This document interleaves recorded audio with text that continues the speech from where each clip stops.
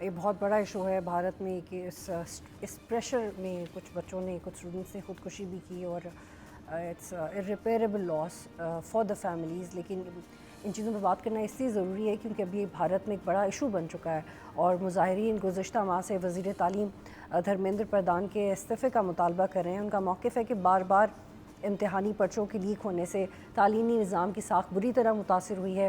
ان مظاہروں کے دوران بھارتی اپوزیشن لیڈر راہل گاندھی کو حراست میں لیا گیا. بڑے بدتمیزی سے وہاں کی پولیس فورس نے ان کو ٹریٹ کیا اور مودی حکومت پہلے اس سارے معاملے کو کافی لائٹ لے رہی تھی. لیکن کل پہلی بار بھارت کے وزیر اعظم نریندر مودی کا ایک بیان سامنے آیا اور وہ واضح تھا کہ بہت ill prepared بیان ہے. ان کا کانفیڈنس بہت کم تھا, وہ بیک فٹ پہ نظر آئے اور چہرے کے تاثرات سے لگ رہا تھا کہ وہ کافی گھبرائے ہوئے ہیں and he is not self assured کہ وہ جو بات کر رہے ہیں اس سے عوام کو تسلی بھی ہوگی نہیں. اور انہوں نے کہا کہ ہمارے نوجوانوں کی فلاح اور مستقبل سے بڑھ کے کوئی چیز نہیں ہے. جو لوگ ہمارے نوجوانوں کے مستقبل کو نقصان پہنچا رہے ہیں کہ کوشش کریں گے انہیں ہرگز معاف نہیں کریں گے.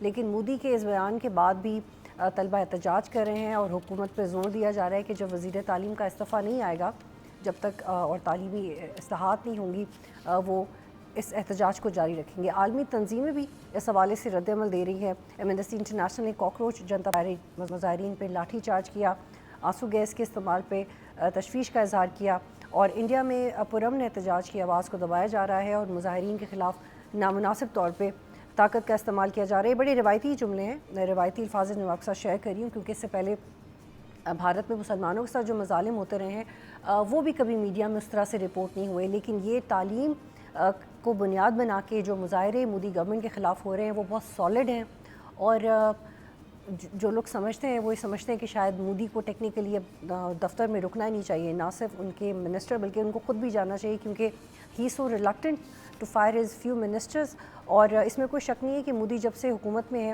نہ صرف ہندوستان کے اندر بلکہ پورے خطے میں امن و امان کے مسائل پیدا ہوئے اور اب انڈیا کی اپنی عوام بنیادی مسائل کی طرف لوٹ رہے ہیں اور خاص طور پہ نوجوانوں کا اس طرح سے آگے آنا حکومت کے لیے خطرہ ہے. اور اگر آپ اس پریپریشن کو دیکھیں کہ جو کاکروچ جنتا پارٹی کی اپنی لیڈرشپ ہے, جس طرح وہ سیاسی تقریریں کر رہے ہیں, جس طرح وہ کنونسنگلی بات کر رہے ہیں as compare to Indian government, وہ بہت سین ساؤنڈ کرتے ہیں.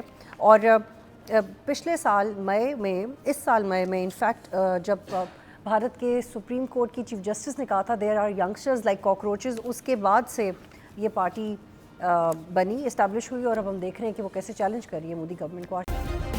سبسکرائب کریں اور بیل دبائیں تاکہ کوئی خبر رہ نہ جائے.